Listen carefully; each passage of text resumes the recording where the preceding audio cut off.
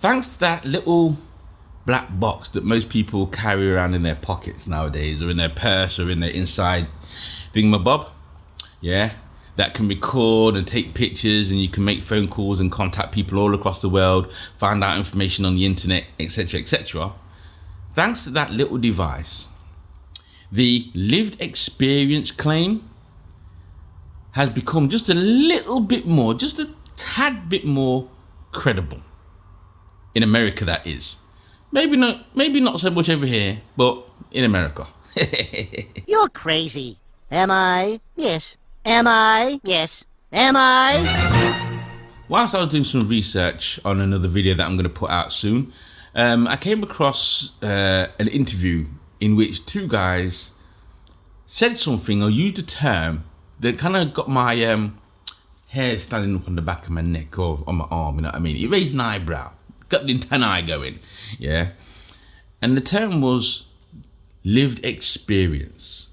Many, on the left who have criticised this report have said that they've experienced racism personally. It's been what they call their lived experience. And they would say, well, look, this is evidence. Well, let's remove that horrible tautology of lived experience. Well, let's remove that horrible tautology of lived experiences, because I don't know any other kind of experience. Let's not use that. And it was the way that they used it that was more intriguing to me, yeah? Saying this is insane. How could you not say Britain, is not institutionally racist? You're denying, I'm going to use that term again, people's lived experiences, whatever that means. The thing about a lived experience, yeah, is that 9.9999999 times out of 10, yeah, you'll find that the person who has a lived experience is going to be by themselves, right? In which something happens, in which when they go back to their group or whatever, they make a claim, and the people in that group can quite easily deny it because there's no evidence of it, right? So, for example, the guy that goes fishing and catches a fish that's this big, right? But it's on the end of the hook. He can't get in his phone, or there's no one else around to phone it or record it or witness it, and he's struggling with it, and you can see the fish is huge, but then it snaps off the line and goes about its business. And he's left there with nothing but the experience. So then when he goes back to the lodge now, right, and he runs in, bursts through the door and says, oh my God, you can't believe what happened. You'll never believe what happened. I caught a fish this big. All the other fishermen in the lodge will look at him. Oh yeah, that big, yeah. That big, you say, really? Yeah. And they can quite easily deny his claim because they weren't witnessing it, or they didn't witness it. Right, and it's not heard of, or it's not seen, or it's not popular, or it's not a common thing even, right?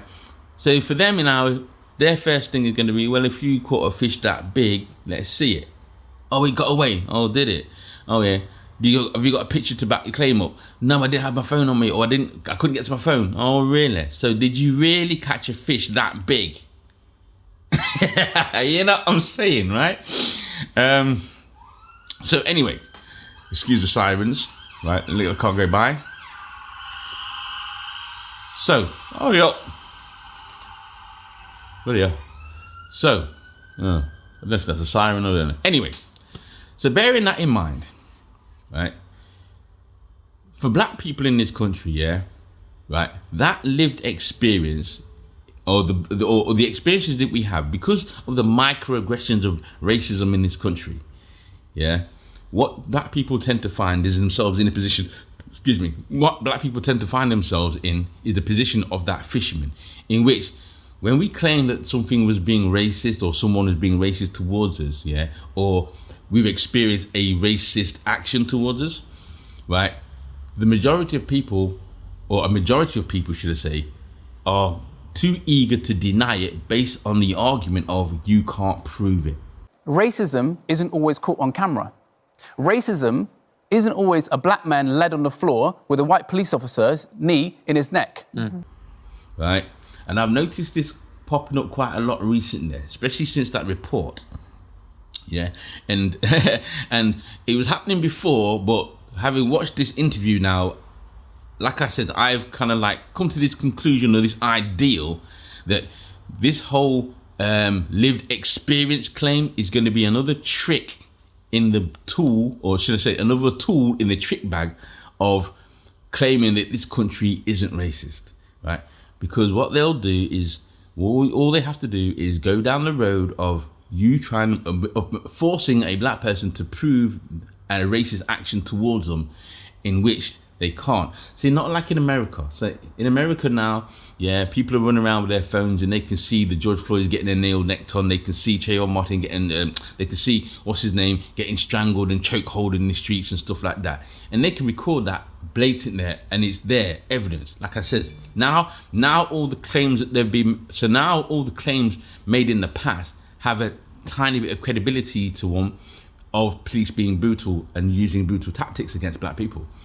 But unlike in this country, like I said, the microaggressions are so instant. Ow, you fucking little black bitch, I'll kill you. In the moment, right? Unless I walk around, or unless a black person walks around with a video camera strapped to them and have it constantly running all day, you're not going to capture that, right? And unfortunately, in a white dominant society now, we have the responsibility of having to try and claim it. And for many of white people, especially more patriotics or your racist ones, all they have to do is just take it down that denial road and say, well, prove it, right? Because, and once they open up that or once they turn it or to take it down that road, then you'll find it very frustrating as a black person having to go through the whole explanation and still have the white person say, well, that's not evidence, is it? As much as lived experiences are important, and everyone's personal individual anecdotal experience is important, what this report did is it looked at the evidence. That's just your say so. Yeah. And what's frustrating is that they can get away with just having to be say so, yet whilst we can't. You know what I mean? So that's a short video, yeah? And I'll just kind of like bring it to the forefront for my brothers and sisters out there. Watch out for that use of watch out for that use. Trust me.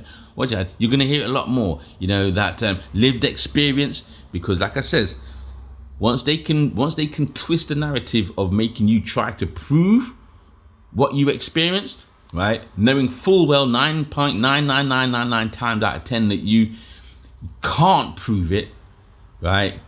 It will be used as a weapon against your argument of racism claims in this country. Trust me. But anyway, let me know what you think in let me know what you think in the comments below, and don't forget to like, share, and subscribe. I'm out. Peace. Yes. Am I? Yes. Am I? Yes.